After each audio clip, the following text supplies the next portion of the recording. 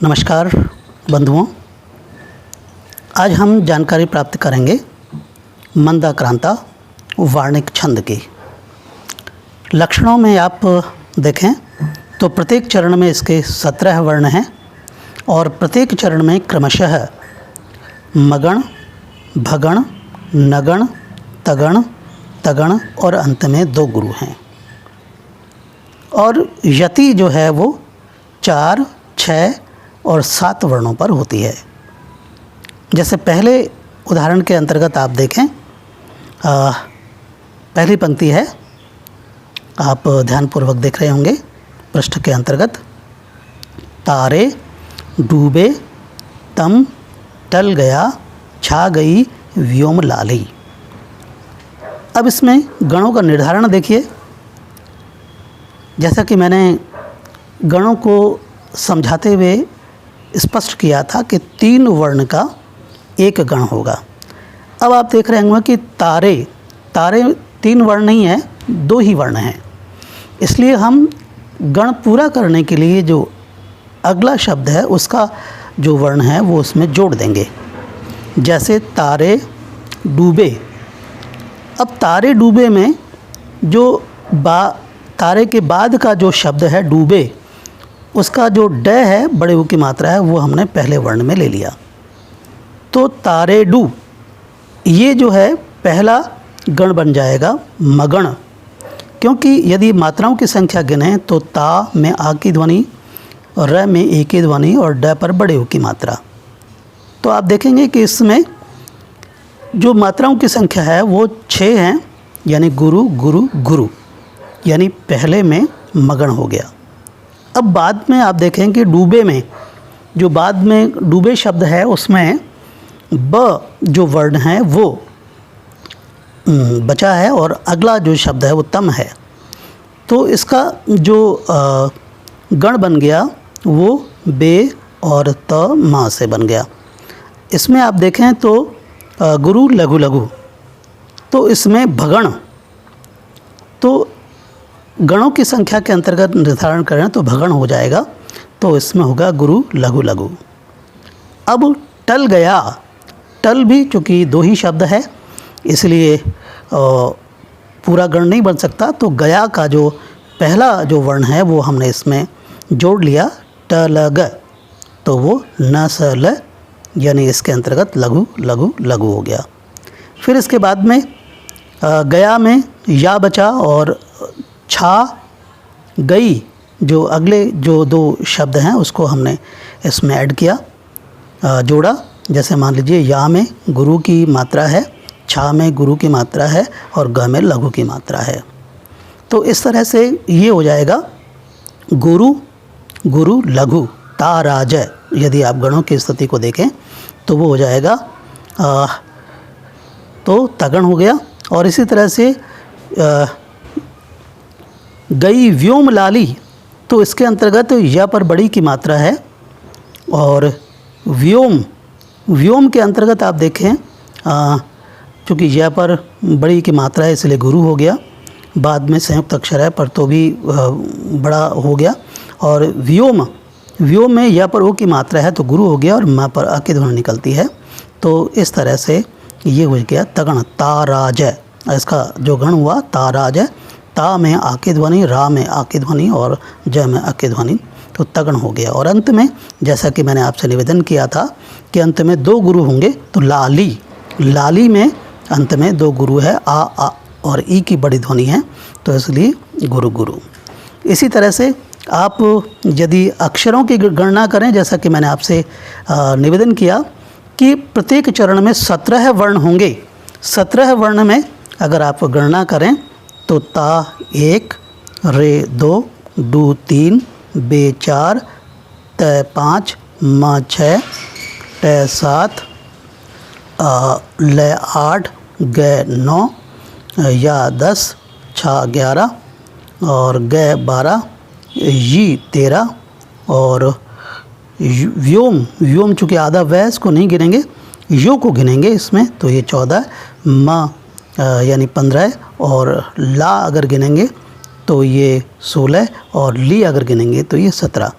तो ठीक इसी प्रकार से आप प्रत्येक लाइन अगर आप इसके गिनेंगे तो प्रत्येक पंक्ति में इसके 17 वर्ण होंगे और गणों में इसमें जो है यदि आप सूत्रबद्ध अगर आप देखेंगे तो मगण भगण नगण तगण तगण और अंत में 2 गुरु। इस प्रकार से मंदाक्रांता छंद के अंतर्गत इस प्रकार की है। इसी प्रकार जैसे आप पुस्तक में आपने देखा उसी प्रकार अगली 3 पंक्तियों का आप स्वयं अभ्यास करें और अपनी अभिव्यक्ति मुझ तक पहुँचाएँ कि क्या और कैसे आपको मात्राएं वार्णिक छंद के अंतर्गत लगानी आई हैं, गण आपको कितना समझ में आया है। जैसे इसके अगली 2-3 पंक्तियां हैं। पक्षी बोले तमचुर जगे ज्योति फैली दिशा में। आपने देखा वर्ण इसमें 17 हैं और इससे नीचे शाखा डोली तरु निचाई की कंज फूले सरों में और धीरे धीरे दिनकर कढ़े तामसी रात बीती। तो इस तरह से आपने मंदाक्रांता की प्रत्येक पंक्ति के अंतर्गत जो वर्णों की संख्या देखी है वह 17 है और अगर गणों के सूत्र को अंतर्गत अगर देखें तो मगण भगण नगण तगण तगण और अंत में 2 गुरु हैं। आइए इसी के साथ हम समझें वसंत तिलका छंद जो कि वार्णिक छंद ही है और जिसके प्रत्येक चरण में तगण भगण जगण जगण और अंत में 2 गुरु होते हैं। उदाहरण यदि आप देखें तो इसके अंतर्गत थे दीखते परम वृद्ध नितांत रोगी। मंदाक्रांता में आपने 17 वर्णों की संख्या गिनी। यदि आप इसके अंतर्गत वर्णों की संख्या गिनेंगे तो 14 ही होंगी।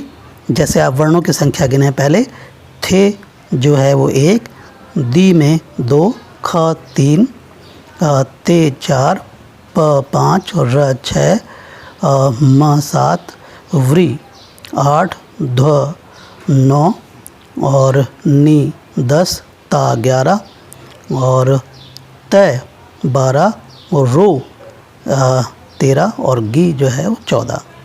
तो प्रत्येक चरण में जो 14 वर्ण हैं और गणों की का निर्धारण करें तो पहले में तगण है, भगण है, जगण है और फिर जगण है और अंत में 2 गुरु हैं। और मात्राओं की स्थिति देखें तो जैसा कि मैंने पहले आपसे निवेदन किया था कि थे में एक ही वर्ण है तो एक वर्ण से कोई गण नहीं बनता है।